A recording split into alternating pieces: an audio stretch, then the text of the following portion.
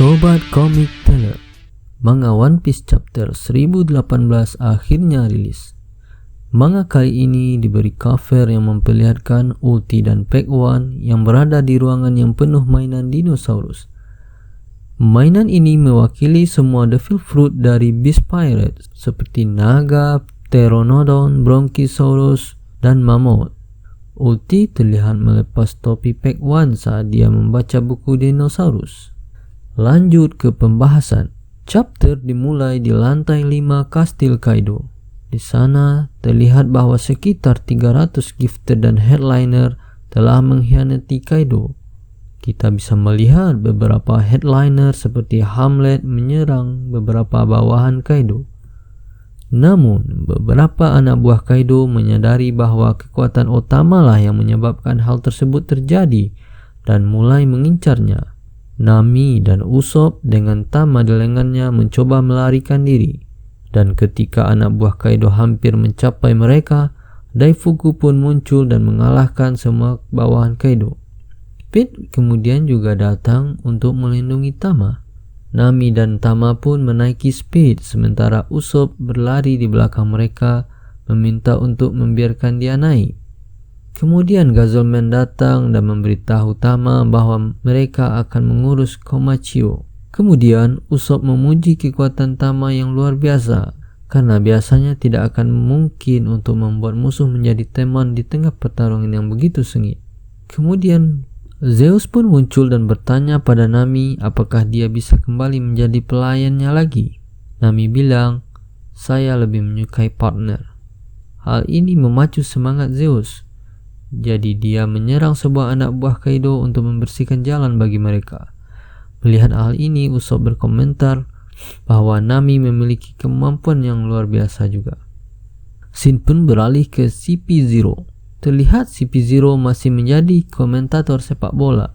Dia menjelaskan tampaknya beberapa gifter telah berkhianat kepada Kaido. Jadi sekarang perbedaan dua pasukan adalah 16.000 di pihak Kaido melawan 9.000 di pihak samurai. Tampaknya peta pertarungan ini mulai berubah kali ini. Meski masih kalah jumlah, namun jangan lupa bahwa yang mengkhianati Kaido adalah para gifter dan headliners yang jelas lebih kuat dari kroco-kroco yang lain. Di percakapan tersebut, anggota CP0 mengatakan dia tidak terlalu peduli dengan siapa yang menang di pertarungan kali ini. Namun harus memastikan bahwa pria itu, yang mana di sini dimaksud adalah Wushu, benar-benar mati. Anggota CP0 dengan topeng tersenyum mengatakan bahwa informasi rahasia pemerintah yang dimiliki Wushu sudah sangat kuno dan tidak ada ruginya bagi pemerintah jika informasi tersebut bocor. Tetapi anggota CP0 yang lain menjawab bahwa membiarkan tahanan pemerintah hidup-hidup akan menjadi contoh yang buruk. Pria CP0 dengan topeng tersenyum, kemudian menyelesaikan percakapan dengan berkata, "Mari kita lihat apakah dia berhasil keluar hidup-hidup. Bagaimanapun lawannya adalah Jinbei." Beralih ke lantai 4, melanjutkan pertarungan Jinbei versus Wushu. Wushu kemudian menggunakan Geppo untuk melompat ke udara. Jinbei pun bertanya, apakah alasan dia memiliki dendam terhadap Luffy adalah karena dia memakan Gomu-Gomu no Mi?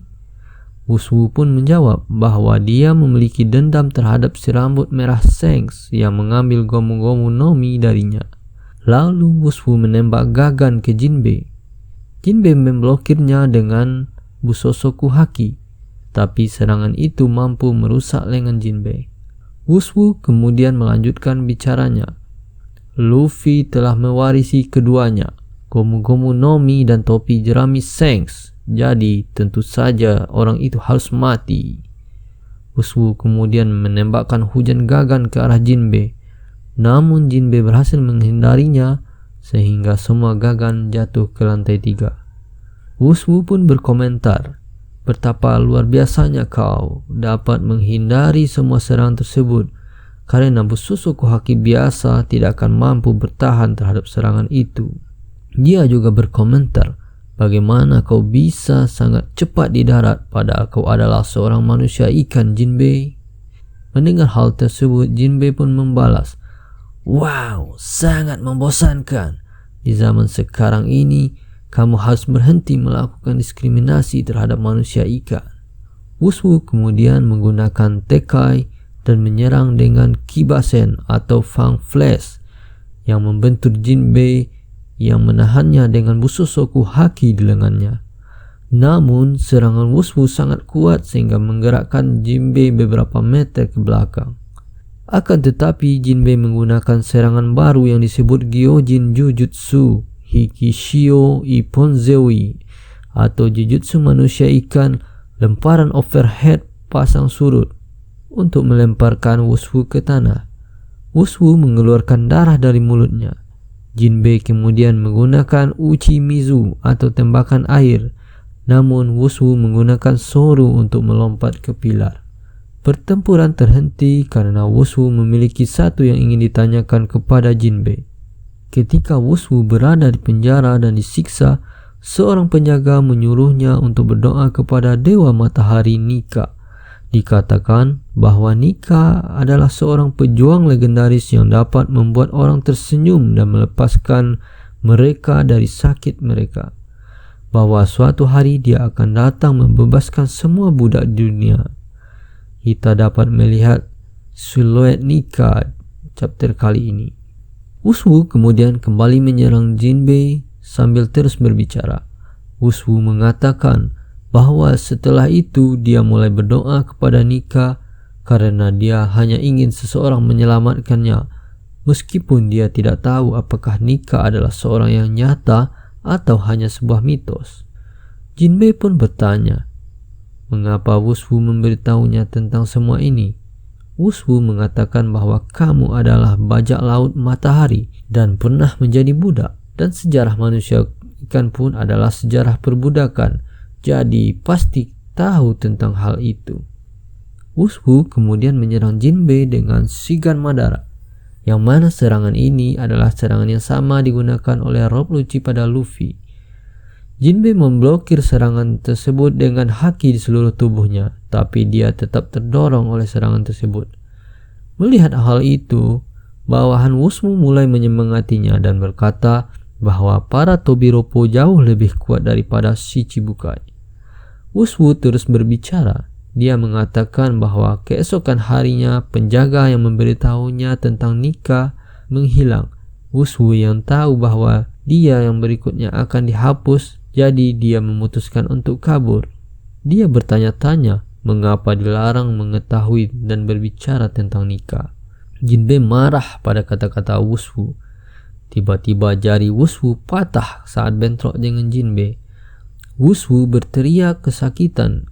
Kemudian Jinbei meraih kedua pergelangan tangannya dan mematahkannya dengan serangan Yojin Karate Sosaku atau pegangan hiu, yang mana merupakan serangan yang pernah dilakukan oleh Hody Jones saat di Pulau Gyojin.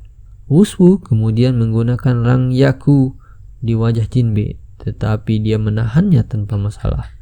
Wushu kemudian menembakkan lagi Gagan, tapi Jinbei dengan mudah menahannya dengan tubuhnya.